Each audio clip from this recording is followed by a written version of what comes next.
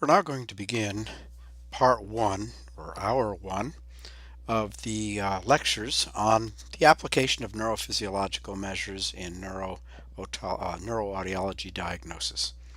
As I've mentioned in my live introduction just a few moments ago, I've been traveling a lot lately, internationally and locally, or in the United States.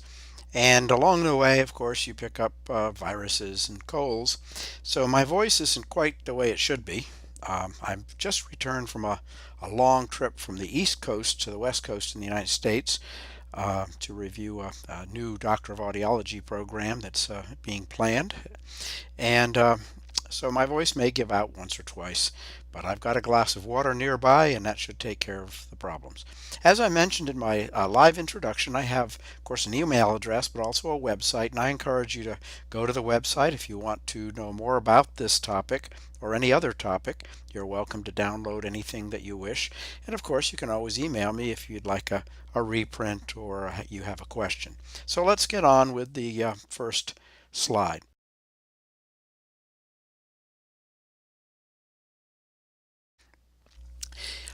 As I mentioned in the live introduction to you, I will be covering these topics during my 3 hours of lecture. This first hour is going to focus mostly on the cross-check principle and making the most out of middle ear measurements and the diagnostic value of otoacoustic emissions. Now, I realize that I'm going to be covering a lot of material in a relatively short period of time, so I'm going to have to go quickly. You, I hope, will have access to these um, PowerPoint presentations, and if you don't, I can certainly provide those to you. Much of the information that I'm discussing here is also in some books that I'll be citing along the way.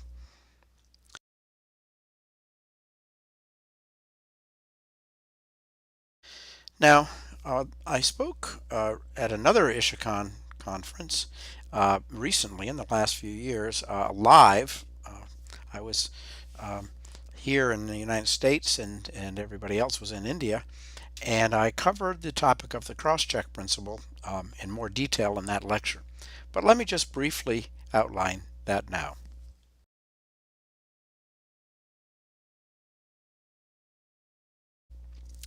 The cross-check principle was really written um, because of some problems that were being noticed by Dr. James Jerger and others, including Deborah Hayes, in the clinic many years ago in the mid-1970s at Baylor College of Medicine and the Methodist Hospital. These two institutions are in Houston, Texas, the fourth largest city in the United States. And I was there at the time.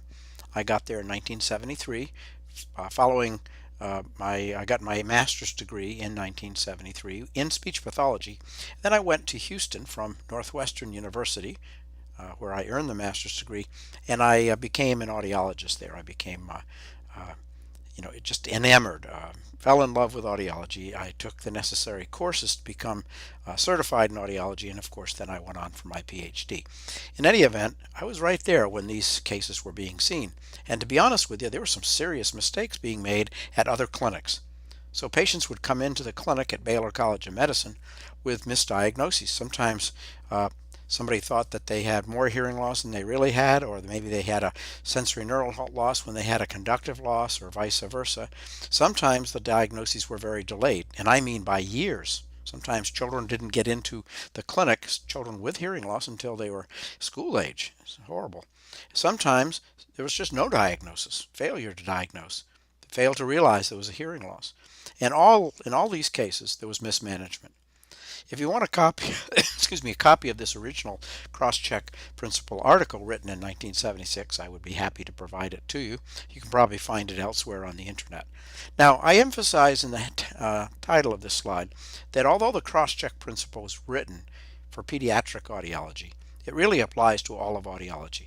And that is one reason in this lecture, or my series of lectures, I did not focus only on auditory evoked responses. Audiological diagnosis cannot be completed with only auditory evoked responses. These two other objective tests are needed: immittance measurements and OAEs.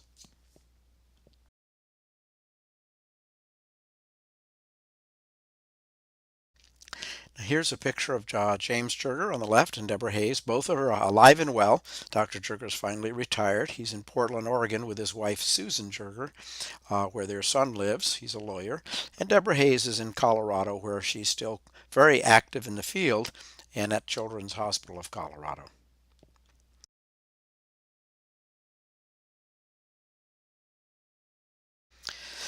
So, very briefly, in the mid 1970s, most audiologists were relying exclusively only on behavioral audiometry. That was the state of the art back then. That was standard of care. Most audiologists would perform behavioral audiometry. And on an infant, it might be sound field behavioral audiometry. So they had very little auditory information. And all of the listener variables, all of the factors that can influence a behavioral test result, cognitive function, developmental age, attention, motivation, language, all of those factors were obviously going to, in some cases, invalidate behavioral tests. Now, at that time, in the mid 1970s, several measurements were just beginning to be used clinically. One was immittance measurements, back then it was called impedance, and the other were auditory brainstem responses. And we're going to talk about each of those in more detail in a moment. But the point I'm making here is that Dr. Jerger and Deborah Hayes, and all of us in the clinic there, were using these new techniques. Most audiologists in the mid 1970s, and the early 1970s certainly, most audiologists in the United States and around the world did not have access to ABR. Dr. Jerger built his own ABR equipment, basically took equipment he'd been using for cortical auditory evoked responses in the 1960s and kind of reconfigured it for ABR. And he, as you'll learn, Dr. Jerger was among the first people to research the clinical applications of tympanometry and acoustic reflexes. So to some extent, we had advantages there in that clinic that other audiologists didn't have. And that is why we began to see children who were being misdiagnosed and mismanaged because all of the testing had been limited to behavioral tests.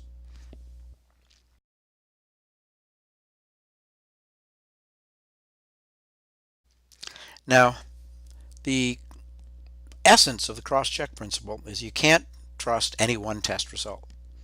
Never base your management, never even make a diagnosis based on a single type of measurement. So that is true today as much as it was true in the 1970s, and it's true with adults and children. If you make all of your decisions on management for a patient and you rely on behavioral tests for the diagnosis, you're going to make a lot of mistakes. You're going to miss problems that the patient actually has, and you're going to misdiagnose problems that they have. And we're going to come back to that again and again. So here's some quotes out of that article. That simply observing the auditory behavior of children is not adequate. And as long as we keep relying on behavioral tests, we're going to keep on making mistakes with diagnosis and mistakes with management. So no single test result, pure tone audiometry, speech audiometry, whatever it might be, should be accepted unless that result is confirmed, backed up, cross-checked by an independent measure. And we're going to talk much more about that throughout the 3 hours. But that's really the fundamental point I want to make in all of my lectures. We need to be using multiple tests that are all different. And when they all agree, we can be very confident in our results. But when there is a big disagreement, we must continue the diagnostic process until we resolve that disagreement.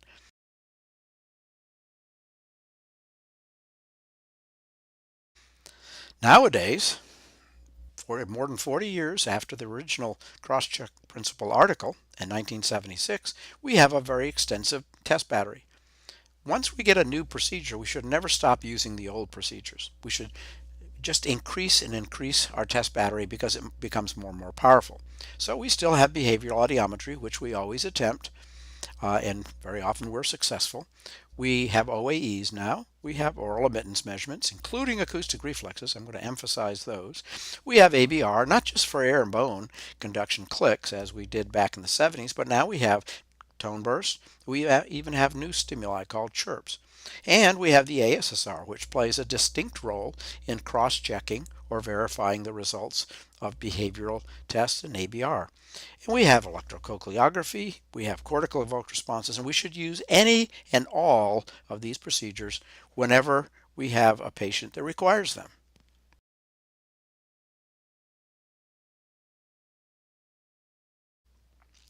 If you want more information or interested in more information on the cross-check principle, particularly how it's evolved and how it should be applied today, here's an article that I wrote for a new journal in South Korea on that very topic.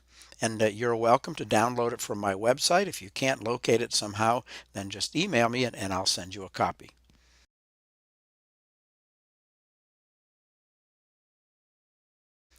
All right, we're going to move right on. It's about 10 minutes into this hour on to the topic of middle ear measurements. Now, middle ear measurements are made by every audiologist. I'm sure all of you routinely record tympanometry, but I'm almost 100% certain that most of you are not fully taking advantage of middle ear measurements. There's so many tests that could be done with many patients that you probably are not doing, and there's so much information that you can get in such a short period of time from any patient, from whether they're a newborn infant or an older patient with cognitive impairment. So we need to make the most of middle ear measurements, not just perform a little test here or there. We always should get the very most we can out of these very valuable measurements. So we're going to work our way through tympanometry and then end with acoustic reflexes.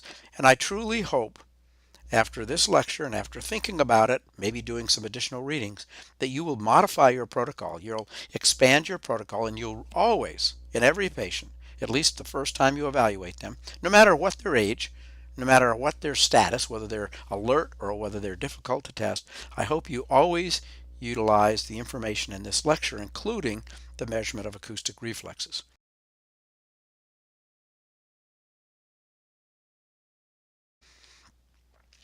Now, obviously, Dr. Jerger was my mentor. I think very highly of him. I would not be who I am today in audiology without his um, incredible wisdom and the inspiration he provided me, and of course, all the information I acquired while I was working in his clinic. And he has a great technique or knack for taking a new procedure, recognizing its value, and then applying it clinically. Now, in my introduction, my live introduction, I talked about how it sometimes takes quite a while for a new procedure that's discovered in a laboratory to actually work its way into a clinical application where audiologists are routinely using it. But Dr. Jerger had a great impact on audiology because he was able to introduce clinical audiologists to new procedures that had great clinical value.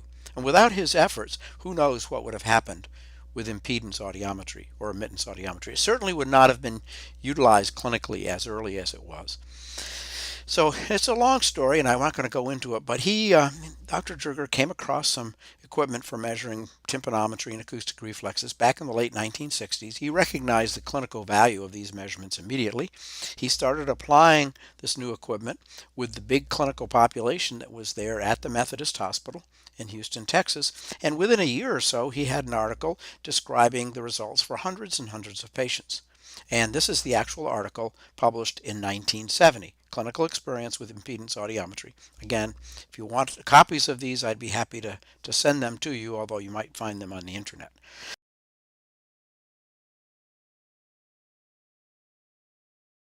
The equipment we use back then is shown on the left. The top system is a GSI 1720 immittance device, and the bottom is a bottom system or equipment is a Madsen device. And these were some of the early devices that we had.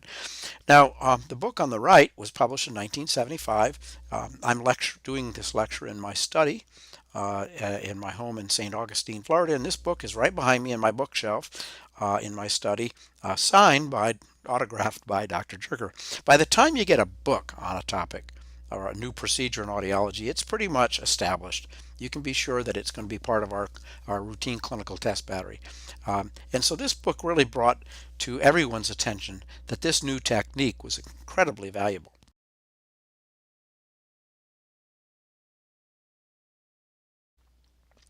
These are some of Dr. Trigger's early articles. The one I just mentioned in 1970 is at the top.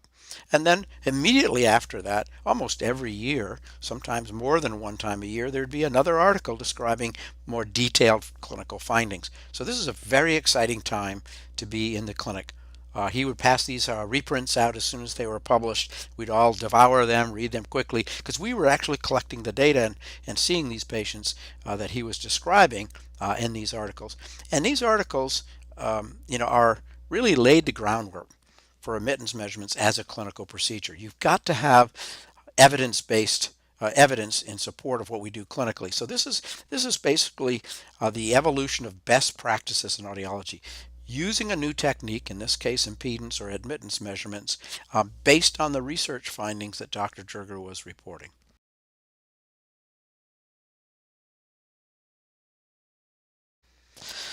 Well, times change, and so do we.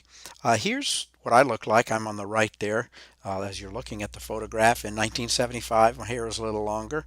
Um, my eyes have actually gotten better as I've gotten older, so I don't wear glasses anymore. And anyway, those were exciting years, incredible years. I was just starting my career in audiology, had just converted, made the change from speech pathology to audiology. Larry Malden was a brilliant guy. He's now deceased, but he kept our equipment running, and he actually went on for his PhD at Baylor College of Medicine.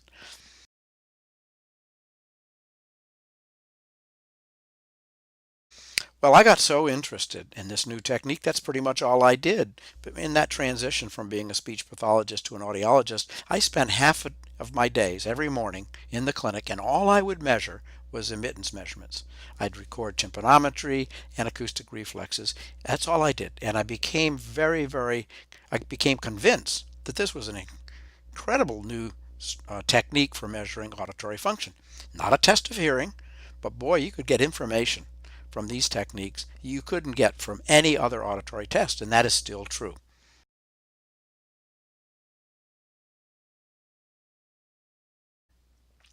I got so excited about admittance measurements that when I did go on for my PhD there at Baylor College of Medicine, I decided I would focus on one specific type of measurement for my dissertation.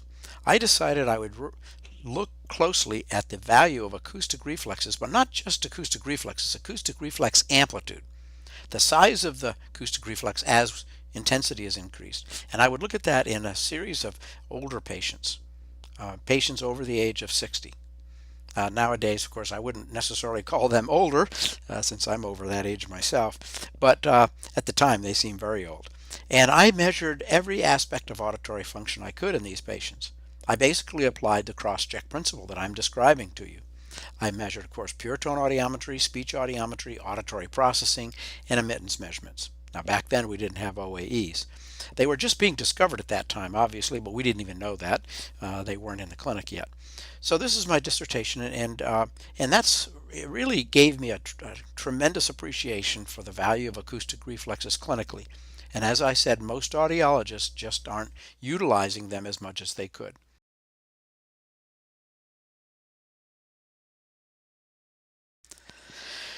These are some of the articles I still have, the reprints for the from the dissertation, and I began to publish quite a bit internationally at that time, trying to promote this concept that acoustic reflexes, and specifically acoustic reflex amplitude, had clinical value. Unfortunately, most people don't use this technique, but anyone who can measure acoustic reflexes can measure acoustic reflex amplitude.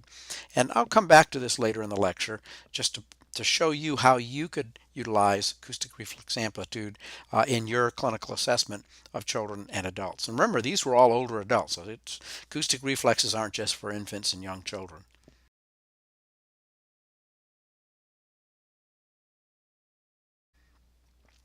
Okay, I'm going to move right along here to just a quick couple definitions, which you're all familiar with.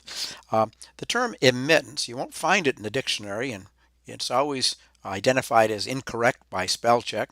Even editors of journal articles and books will come back and say, you misspelled this word, it doesn't exist. But it does exist. It's what we call a hybrid or combination word with a little bit of impedance and a little bit of the word admittance.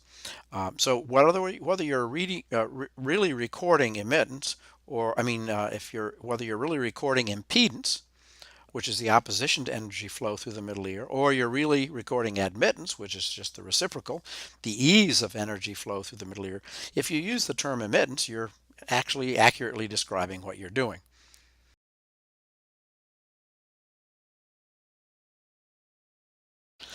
Now, we won't get into the anatomy and functional anatomy of the middle ear, but it is obviously an important part of the auditory system. I mean, we can hear even if we don't have a middle ear, but we hear normally if we have a normally functioning middle ear because it helps to uh, match the impedance, the very, very low impedance of air in the ear canal and the air molecules that are moving back and forth that vibrate the eardrum with the very high impedance of the very thick cochlear fluid. So without the middle ear giving us that amplification, that boost in energy, we have at least a 30 to 35 dB conductive loss. So we know the middle ear is important for hearing. We know that immittance measurements are the best way to evaluate the middle ear. Immittance measurements in general, tympanometry in particular, is essentially a measure of the mechanical properties of the middle ear. So there's no other way in audiology to get more information, more sensitive information about middle ear function than these measurements. Looking at an air bone gap in pure tone audiometry is a very backward and insensitive and really poor way of trying to figure out if somebody has a conductive problem or middle ear disorder. The better way is immittance measurements.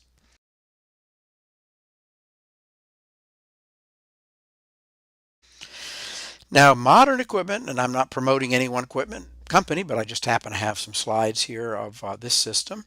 Modern equipment allows us to make so many middle ear measurements, and the average audiologist barely taps into this equipment and barely utilizes its many functions. So let's just quickly run through some of the measurements we can make with a modern immittance measurement device. We can measure ear canal volume, or at least estimate the volume between the probe tip and the eardrum. We can measure static compliance, that is the flexibility or compliance of the middle ear at rest.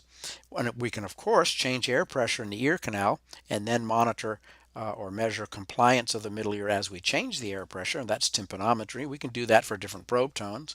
But there are other immittance measurements we can also make. We can look at different probe tones. We can look at different components of admittance. We can also measure eustachian tube function. There are numerous simple little tests we can do to tell us whether or not a patient's eustachian tube is functioning normally and whether they need medical management for abnormal eustachian tube function or whether it'll clear up on its own. We can even do a test to see if there's a fistula between the inner ear and the middle ear space, or say the inner ear and the rest of the world. And then, of course, we can measure acoustic reflexes, and we'll focus on those more in a moment.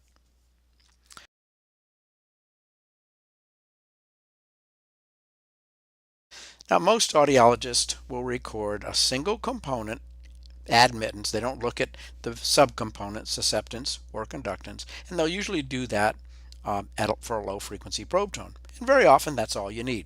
And Dr. Jerger realized that. He realized that looking at compliance or stiffness, that's the other way of looking at it. Compliance and stiffness is like looking at a cup half full or half empty. It's the same, you're looking at the same cup.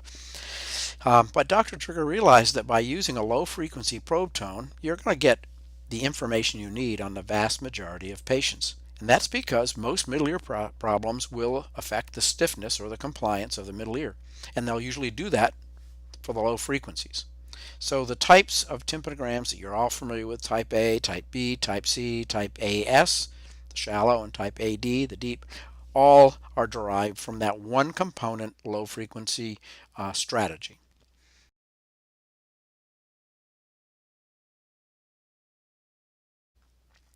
Now, with most patients, almost every patient that walks through the ear door, the low frequency probe tone is adequate, but not for infants. Low frequency probe tone tympanometry may lead to very, very serious problems, misdiagnosis, or even a failure to diagnose middle ear pathology in infants. So it's extremely important if you have a child under the age of 6 months, you must record tympanometry with a high frequency probe tone. 1,000 hertz is ideal.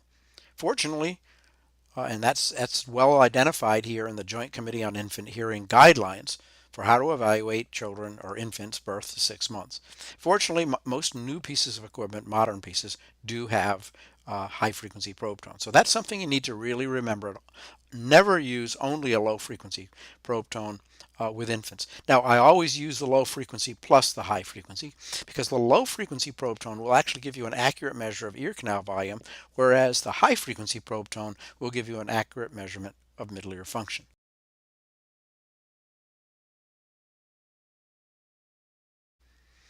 Before we leave tympanometry, I should point out there are other ways to evaluate middle ear function.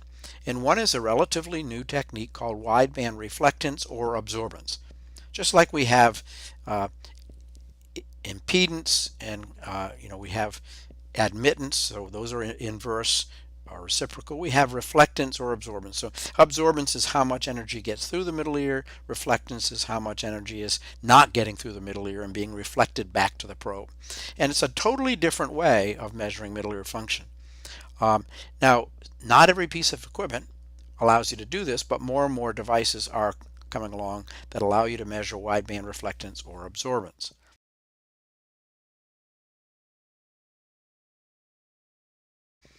One of the neat things about this technique, and there's a lot of articles on it, or at least 20 or 30 really good research papers on it. One of the neat things is you can measure middle ear function for many different frequencies, not just one or two frequencies, not just 226 hertz and 1,000, but a lot of frequencies from very low to very high. Another big advantage of this technique is you don't need an airtight seal. Unless you're recording tympanometry. You can record wideband tympanometry, but you can also use this technique without changing air pressure in the ear canal and still get valuable information. And the research suggests that the patterns of findings for reflectance or absorbance are very distinctly different for normal ears versus ears with different types of pathology. So this technique definitely has clinical potential. We need equipment to do it. In the United States, we need a billing code so we can actually charge for this. But if we use a change in air pressure in the ear canal while we do this technique, if we use that strategy, we could probably utilize our tympanometry codes for billing. In any event, keep your eyes open for more and more articles on wideband tympanometry techniques.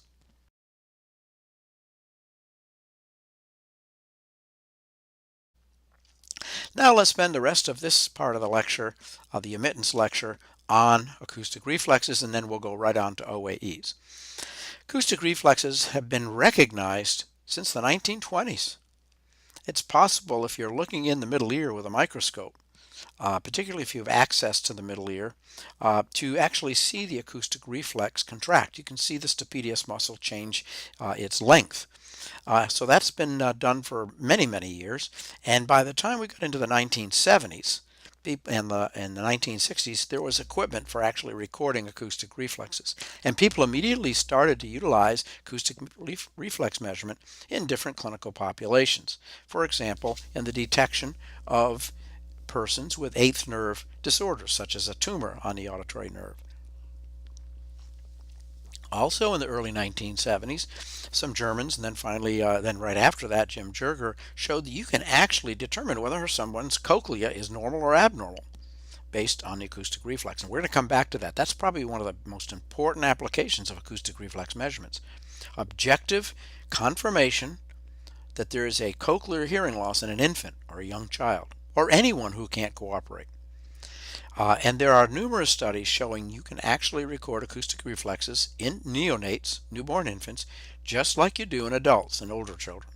Obviously, you need to use the high frequency probe tone.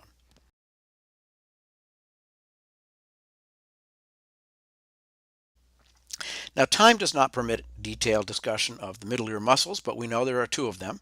One is the stapedius muscle, and that's one we're talking about here. When we record the acoustic reflex, we're recording the effect or the end result of contraction of the stapedius muscle, which of course stiffens the middle ear system, and that happens whenever we present a sound that is an adequately intense sound. So the stapedius muscle is the smallest muscle in the body, and of course is connected to the stapes as shown in this figure from my Introduction Audiology book.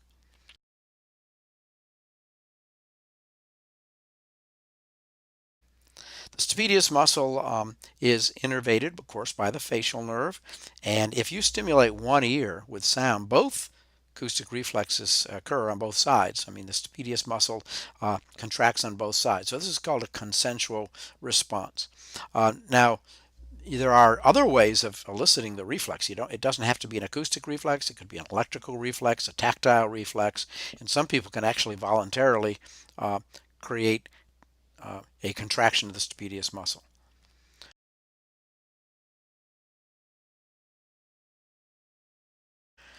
Just so you don't think I'm neglecting it, I want to just mention the tensor tympani. That's the other muscle in the middle ear. We don't measure the tensor tympani clinically when we're recording acoustic reflexes. But if you ever record the startle response in an infant, you then are recording tensor tympani, or at least stimulating it. And there's some exciting research suggesting that some people with intermittent tinnitus, a very atypical type of tinnitus, may actually have problems with contraction of their tensor tympani. In other words, it goes into a spasm. So I don't want to ignore the tensor tympani, but we're going to focus the rest of our attention here on the acoustic stapedial reflex.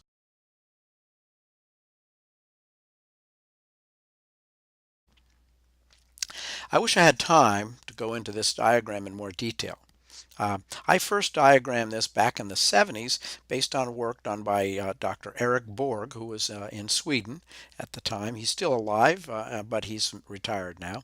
But it's very important for any audiologist to know the pathways that are involved in acoustic reflex measurement.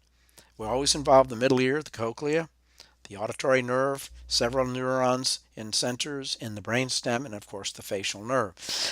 And by looking at acoustic reflexes for ipsilateral and contralateral conditions for the right and left ear, we can evaluate all of this area of the auditory system. It's amazing. Objectively, without the patient having to say a word, whether it's an infant or anyone, you don't even have to speak their language.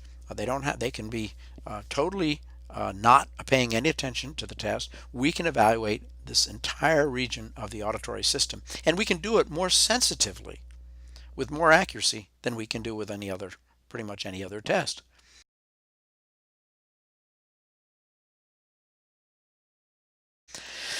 So these are some of the acoustic reflex measurements that we can use clinically. Now most of you probably record acoustic reflex threshold if you record any acoustic reflexes, and it's probably the least useful of the measurements. Then amplitude is another option. Anybody that can record threshold can record amplitude. You simply go up to higher and higher levels and document the amount of change in admittance. Any of us can record acoustic reflex decay, and with certain new equipment you can actually record acoustic reflex latency. Another very valuable application, which I've already hinted at, is estimating hearing threshold, or that is differentiating whether an infant or anyone who has normal cochlea or abnormal cochlea. And of course, we can differentiate among different types of disorders: conductive versus cochlear versus auditory nerve versus brainstem.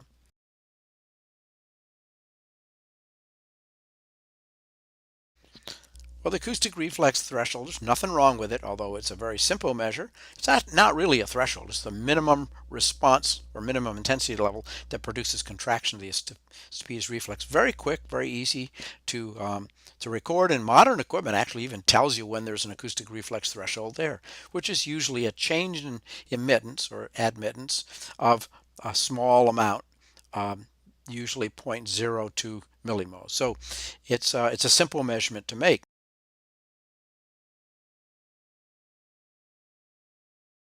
I've always used audiogram forms like this throughout my career, where we have the ears separated, and then you can actually plot the acoustic reflex threshold right on the audiogram.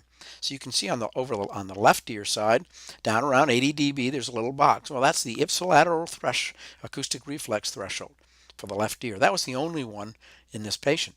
And by looking at the pattern of acoustic reflexes, if you look down at the bottom, you can see where the little faces are. Three of the conditions are abnormal. I know right away this is a conductive loss, at least 20 to 30 dB on the right, even before I get to the audiogram. Even before I get to the sound booth, I already know this patient's got a conductive loss on the right, based on the normal type AS, or not normal, but shallow type A tympanogram, I'm almost certain it's otosclerosis before I even do an audiogram on the patient.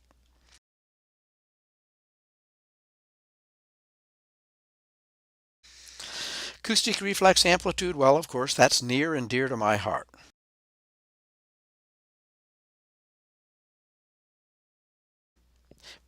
Once you spend your time working on a dissertation, you become pretty interested in the topic, and it takes on kind of sentimental value to you. But this is actually clinically valuable too. So you see in this diagram here to the right, acoustic reflex amplitudes. I've all the patients here, subjects, have the same. I've equated their acoustic reflex threshold, so it's the same. So it's normalized for threshold. Everybody starting, whatever their threshold was, I'm calling that 0. So all of the changes we see here above the threshold are due to amplitude differences. And you can see this is just one of many examples. There's a male-female difference in the acoustic reflex amplitude, and it's just what we would expect. Females have a bigger acoustic reflex than males, just like they have bigger OAEs and shorter ABR latencies, etc. I also showed other effects. I showed that acoustic reflex amplitude can pick up central auditory problems, even though we're at the brainstem. I showed that they can pick up very, very subtle conductive or cochlear problems. So there's a lot of value in acoustic reflex amplitude.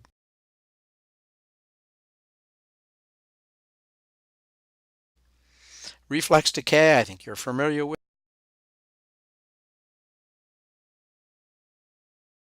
You all know you present the stimulus for 10 seconds, and if the amplitude of the acoustic reflex fades away, drops below 50% over that 10 seconds, that's evidence of decay, which is almost always a neural phenomenon. It could be brainstem or it could be auditory nerve.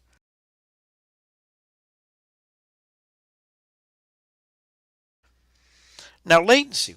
Who's ever recorded acoustic reflex latency? No one, because with early equipment, it simply wasn't possible to do it accurately.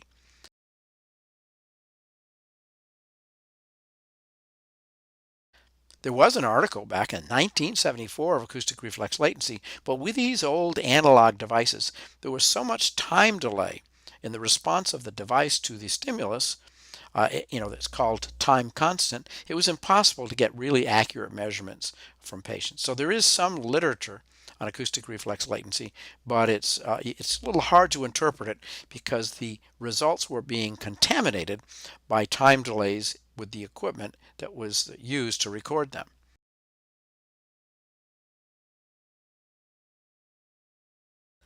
But now we have modern systems. There's two systems: the Interacoustics Titan system and the GSI TimStar Pro, which both allow you to record acoustic reflex latency. It's very easy. It's a neat little test. You basically record a reflex like you always would, 5 or 10 dB above threshold. Once you've got a good reflex, and then you look at the latency. It automatically calculates the time from the beginning of the stimulus to when the reflex starts or when it reaches its maximum, or there are other measurements. So you can see how easy it is to do that here. And the average acoustic reflex latency is quite short, but it's nothing like the ABR latency. So it depends on whether it's IPSI, contra. It depends on how you measure the latency. But you can see here, sometimes it can be down around 50 milliseconds from the time the stimulus is presented to when that stapedius reflex contracts.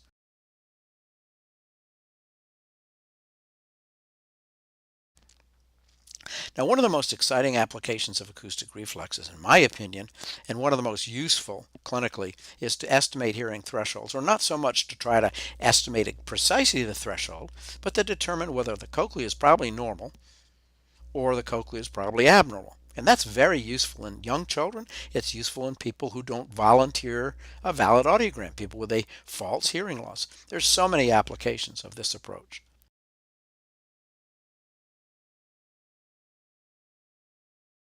This goes back also to the 1970s, where Dr. Jerger and others showed that the acoustic reflex threshold for tones was always much higher, usually 80, 85 dB, than noise. In fact, there was always a difference of around 20 dB in threshold between the noise acoustic reflex threshold, the threshold elicited with a broadband noise, versus the threshold elicited with tone. And that was well studied. I've got probably 10 or 15 publications on this very topic. But I began to realize that the most useful part of this procedure was not the tone, it was the noise. That the noise level, noise acoustic reflex threshold, was progressively elevated. It took more and more intensity to actually elicit the reflex as there was more and more sensory hearing loss.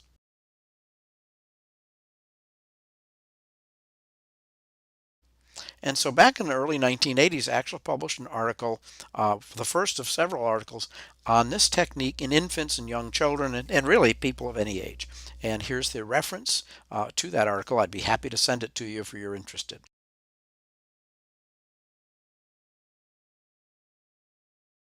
Here's the bottom line. Look at the broadband noise acoustic reflex threshold. Acoustic reflex thresholds are on the vertical axis. Hearing loss in different patients, sensory hearing loss, is on the horizontal axis. And as you get into a person with more sensory loss, the broadband noise reflex threshold is elevated. Less of the cochlea is contributing to that reflex. And you could draw a line where at 80 dB for the acoustic reflex threshold, if you drew a line there, you could say that almost anyone with normal hearing will have an acoustic reflex threshold 80 dB or better. Now the pure tones, which most people use for reflexes, is not a really good choice because you can have a lot of cochlear loss, 40 or 50 dB, and the pure tone threshold isn't acoustic reflex threshold is not changing, and that's because of loudness recruitment.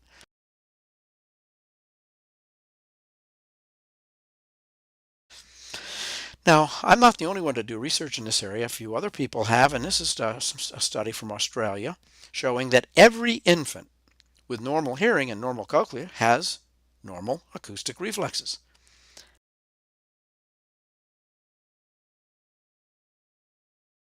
And if you look at the broadband noise condition, that's the lowest one on that list, BBN, you'll see the average infant has a broadband noise reflex threshold of 55 dB, and all of these normal infants, normal hearing, had broadband noise thresholds up to about 75, but no higher. So here's the bottom line. If you're recording acoustic reflex for broadband noise in the clinic, and a patient's broadband noise reflex is 75 dB or better, they don't have a hearing loss. The odds are very, very good that they don't have a hearing loss, whereas higher acoustic reflex thresholds for broadband almost always indicate a cochlear loss. And again, you can do this in any patient.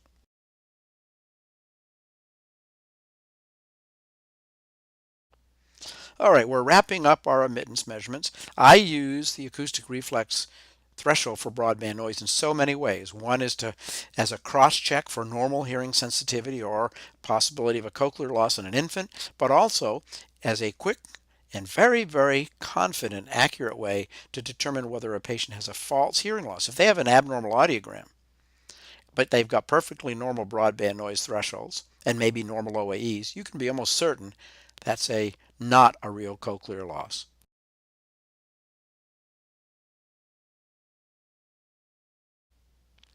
Okay, there are many reasons why we can't ignore false or exaggerated hearing loss. I like to get into this topic because most people ignore these patients. As soon as they confirm that there's not a real hearing loss, they move away from the patient. But we really need to always take good care of these patients because something is producing that false hearing loss, and we need to make sure someone, some health professional, gives this patient the services, the care they need to resolve whatever is contributing to the false hearing loss.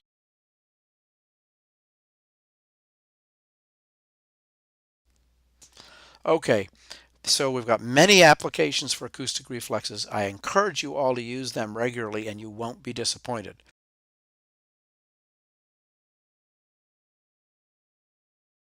With the acoustic reflexes for ipsilateral condition, contralateral condition, right and left ear, you can quickly differentiate among these different patterns here. Conductive or efferent, which would be seventh nerve, sensory, cochlear, neural, usually auditory nerve, and brainstem.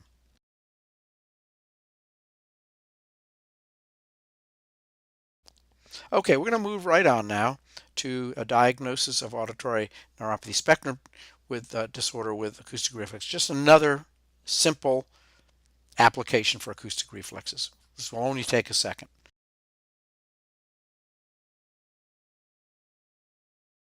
Here's the bottom line. Almost every child or any patient with auditory neuropathy spectrum disorder will not have reflexes. So if you have a patient who has normal OAEs and no reflexes. Even though you can't do ABR, you don't have the equipment, you should be very suspicious that patient might have auditory neuropathy. Normal OAEs and absent reflexes is a strong sign that there might be auditory neuropathy.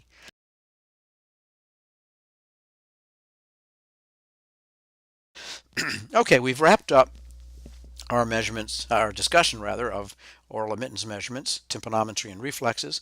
Here's the undergraduate book I've written. It's got a lot of information. Obviously, there are other sources for that information on that topic, but a nice review in this book, and you can get it online as a ebook, or you can get a hard copy.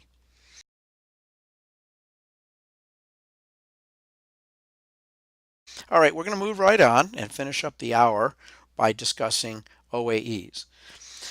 And I know you're all familiar with OAEs, but I'm going to say the same thing that I said about acoustic reflexes. I would predict that most of you are underutilizing OAEs. You're not using them in all patients. You're focusing mostly on using them in infants or children. And when you do use them, you're using them more as a screening measure. How many of you describe OAE results as, well, their OAEs were present, OAEs were absent? That's a screening application, but OAEs have diagnostic value. So I hope that after this brief lecture and any reading that you might do subsequent to this lecture, that you'll really start applying OAEs in the diagnosis of hearing loss, not just as a screening technique.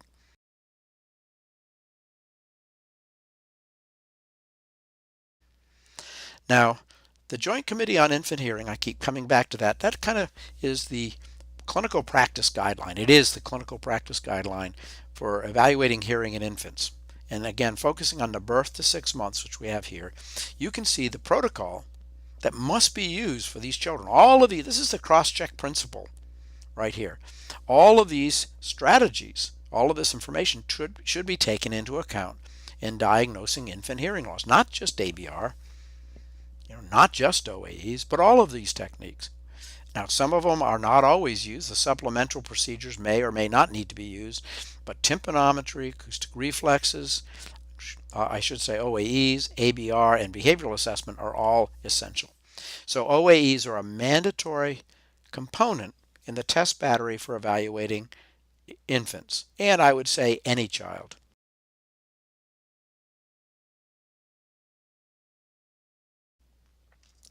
Now, there's not enough time to go into a discussion of how OAEs are generated and all the mechanisms. I'll give you a reference at the very end which provides much more information on that. We know that OAEs are produced by outer hair cells. We know that the motility, up and down movement of outer hair cells produces energy, and that energy is transmitted to the basilar membrane, which actually helps the inner hair cells do their job and fire and produce auditory nerve responses. We also know now that some of the OAEs are actually produced by the stereocilia, not just the hair cells, but the stereocilia. We also know that there are basically two types of OAEs, not evoked versus spontaneous OAEs, but some of them are called reflection source and some are distortion source. And to oversimplify the story, the reflection source OAEs are often equivalent to the transient OAEs, whereas the distortion source OAEs are equivalent to the distortion product OAEs. So the bottom line is that those types of OAEs, transient versus distortion product, really have different mechanisms, different forms of generation. They're generated differently by the cochlea, and very often we should be using both of those types of OAEs in the diagnosis of auditory dysfunction.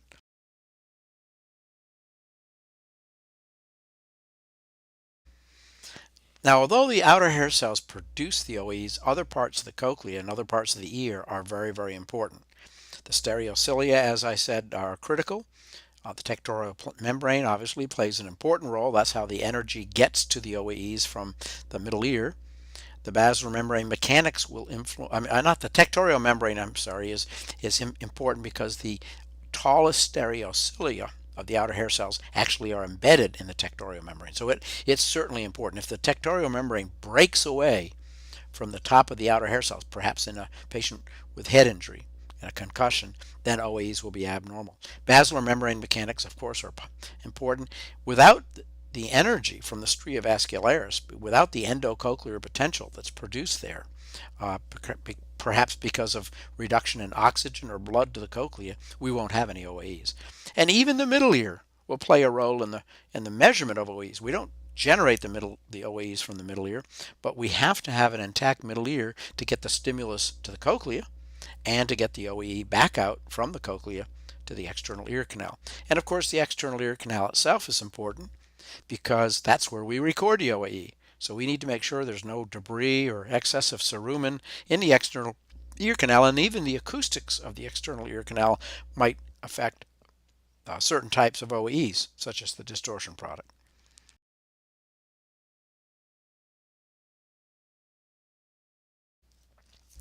Okay, before we even start with OAEs, except for newborn infants, we should always inspect the ear because the external ear canal is where we're measuring the OAEs. Plus, we know that even tiny amounts of debris or cerumen could block the tiny microscopic, almost little ports that are used to present the stimulus to the ear or record the OAE. We also know that we should get the noise floor in the external ear canal as low as possible. There are a lot of strategies for doing that, but that's critical. We need to get the noise that we're measuring in the external ear canal down less than minus 10 dB if at all possible. Now, when you're recording OAEs diagnostically, not as a screening technique, but in a child or an adult where you're performing a diagnostic assessment, it needs to be over a wide frequency region and with an adequate number of frequencies per octave. I would say at least 5 or 6 frequencies per octave for a diagnostic assessment. And unless the results are extremely clear cut, I would always recommend that you replicate OAE recordings. So overlay 2 separate recordings for OAEs in the ear canal for the same stimulus to make sure that the OAEs are really there.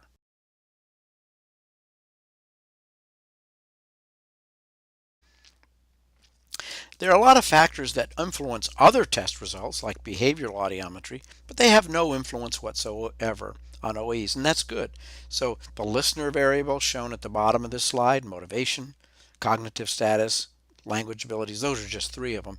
They have no influence on OAEs. It doesn't make any difference what their patient's body temperature is, whether they're getting an anesthetic agent, whether they're awake or asleep. None of these are serious factors in OAEs, which is good. It means we can record OAEs from just about any patient in any state of arousal, any condition.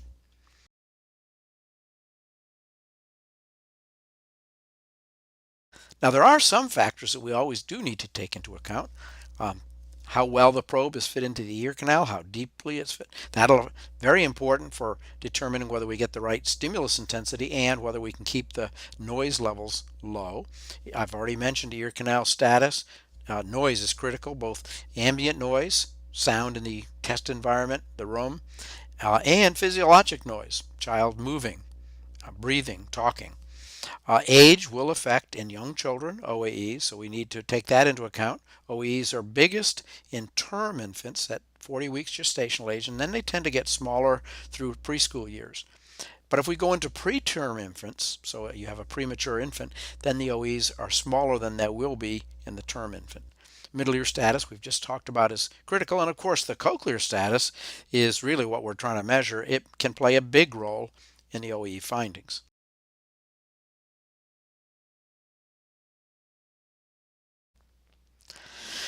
Now, let me just comment for a moment. Let's say you've got the probe in the ear in a child and everything is set up properly. You got the right stimulus intensity. The child's very quiet, but there's no OAE. Do you immediately assume that indicates a hearing loss, a permanent sensory hearing loss?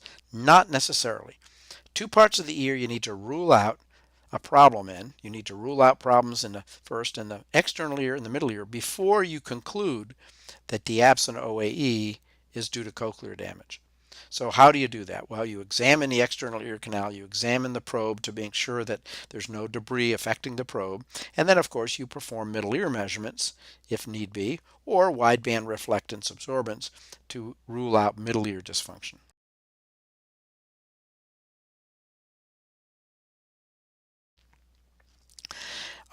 So we always have to first, it's like any other audiological measurement, when we're not getting the results we expect, We first rule out technical problems.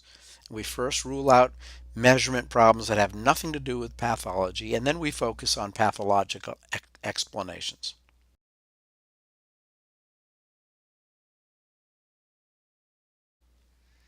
Now, as with any other technique, sometimes problems arise with OAE recordings. So I'm not going to go through this list, but you do need to troubleshoot. Just because OAEs are a simple measurement, it doesn't mean you can just stick the probe in every patient's ear and automatically get valid test results. So all of these steps must be taken unless you're recording perfectly normal OAEs, that is, OAEs with amplitudes well within an appropriate normal region. If the OAE amplitudes are not within the normal region, you always need to take into account all the possible problems that might be producing those abnormal OAEs, and you have to rule them out before you conclude that there's a cochlear abnormality. Okay.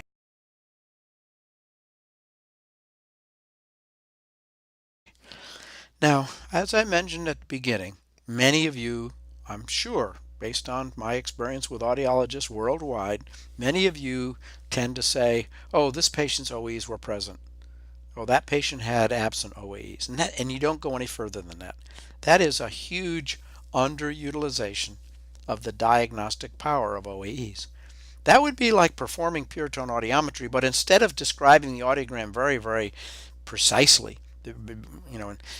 plotting it out frequency by frequency and describing normal low frequency hearing and a mild hearing loss in the mid frequency region and a severe high frequency sensory neural loss. Instead of getting into that detail, every time you performed an audiogram, you simply said patient had some hearing, the patient didn't have any hearing, or the patient's hearing was normal, or the patient's hearing was abnormal. People would be wondering, well, what do you mean by that? What's normal and what's abnormal? How much of a hearing loss? What frequencies?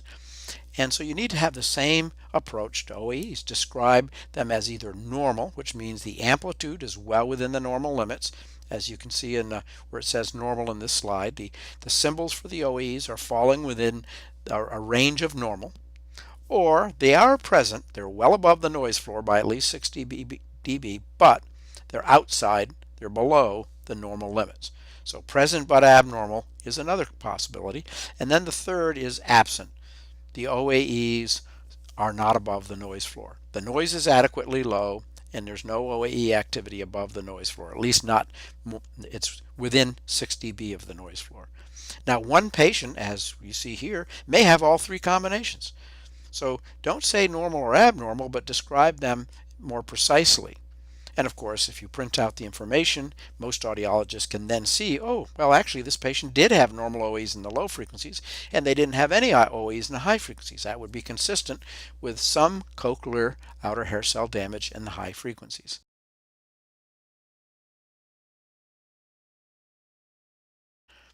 So rather than saying, oh, they passed the OAE test, or they had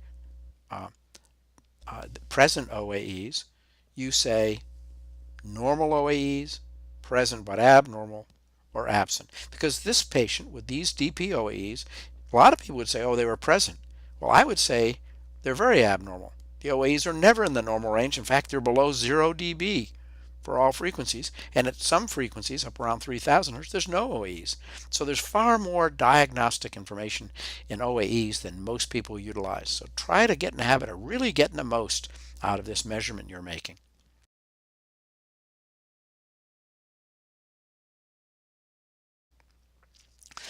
Okay, now OAEs are obviously produced by the outer hair cells, and they're heavily dependent on the metabolism and the normal function of outer hair cells. So it's safe to say that anything that affects outer hair cell function will almost always produce abnormal OAEs. Or you could flip that around. If the OAEs are perfectly normal, that tells you the outer hair cells are probably functioning very well.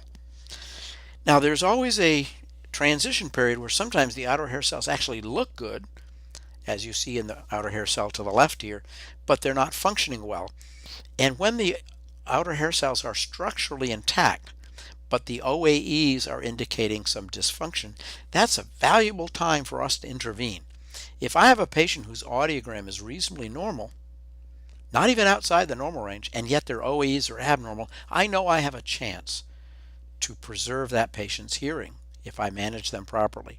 And that's an incredible opportunity. I can prevent an otherwise permanent hearing loss by intervening based on the abnormal OAE results in a patient whose hearing is quite good, hearing sensitivity. How do I do that? Well, I might find out that they're getting ototoxic drugs, and we work on minimizing the damage of the ototoxic drugs. I may find that they have a horrible diet, that they smoke, they're borderline diabetic. They have a very unhealthy diet, a very unhealthy lifestyle. And I know if I address those general problems, I'll probably preserve normal outer hair cell function. Or I might find that the patient has abnormal OAEs because they're exposed to loud sound. It may be noise, it may be music, it may be recreational sound, it may be work-related sound. But I know if I can convince them to protect their hearing, I can prevent a permanent hearing loss. Those are just a few of the many examples of how OAEs can be utilized to improve a patient's hearing or perhaps prevent a permanent hearing loss.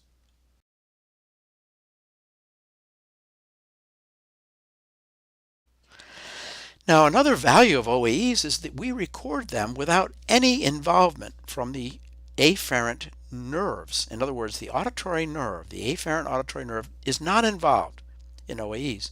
The brainstem is not involved. That's very different than pure tone audiometry or ABR or even acoustic reflexes. OAEs are pre-neural. So if the OAEs are normal in a patient with a hearing loss, we immediately suspect that the problem is beyond the outer hair cells. It could be inner hair cell. It could be the synapse between the inner hair cell and the auditory nerve. It could be the auditory nerve. Or perhaps if the OAEs are normal and there's a hearing loss, it may be that they don't have a hearing loss at all. It may be a false hearing loss. So OAEs give us information we don't get any other way. That alone is reason why we should include OAEs in our assessment of every patient. They are providing us with unique information, and they are the most sensitive measure we have of the outer hair cells. No other hearing test we utilize, certainly not pure tone audiometry, certainly not ABR acoustic reflexes or any of the other tests, none of them give us the information on outer hair cell function that we get from OAEs. Now, why is that important? Because almost everything that damages the ear first affects the outer hair cells. Noise, ototoxic drugs, various infections. So OAEs are a critical component of every test battery, whether the patient's a child or an adult. And because, as I mentioned already, if OAEs are normal, and let's say the acoustic reflexes are absent, or the ABR is not present, then it almost always indicates that there's a neuropathy of some type that needs to be explored.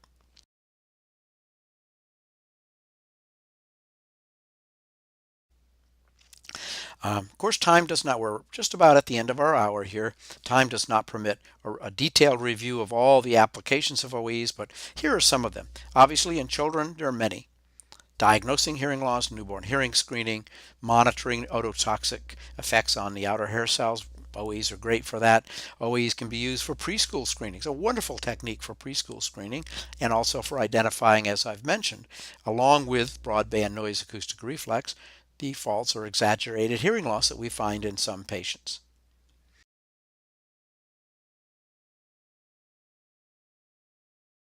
But OAEs are not just useful in children, they're also useful in adults, and for some of the same reasons. So if you've got an adult with an air bone gap and they have absent OAEs, that's probably a real ear bone gap. If you have a patient with an air bone gap but OAEs were normal, I would be very suspicious that that truly is an air bone gap. You need to go back and evaluate that. Perhaps the earphones aren't properly seated in the ears or on the ears.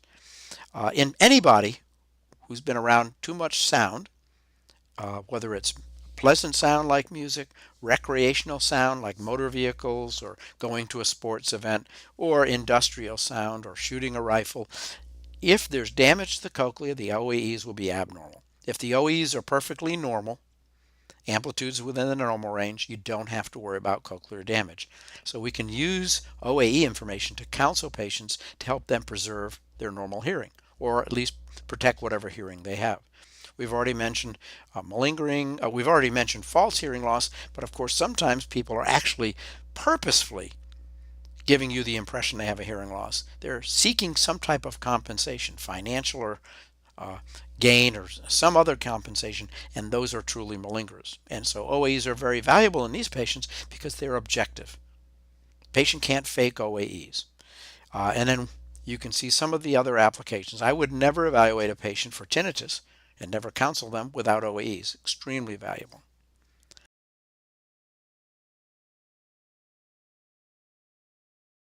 So we've come to the end of lecture one, which is the first hour. We've got 2 more hours coming up. The second hour will be focusing on electrocochleography and ABR. And then the third hour will focus on ASSR, different ways we can get patients to fall asleep, and then the cortical responses. If you want more information on OAEs, Sumit Dar, I think most of you have heard Sumit speak. He's at Northwestern University. He's a good friend and colleague. He and I have got a second book. The second edition of our book just came out in March of 2018, so it's not even a year old. And here it is, and very modestly priced. I encourage you to take a look at it. So that's the end of lecture one. We're exactly at 1 hour, and I would assume that the support staff there will get part two loaded up in a second, and we'll start off with our discussion of electrocochleography.